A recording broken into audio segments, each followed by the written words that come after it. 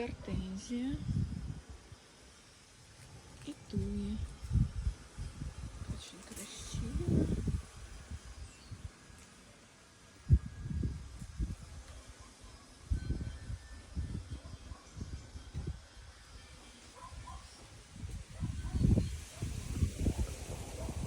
Вот такая красота.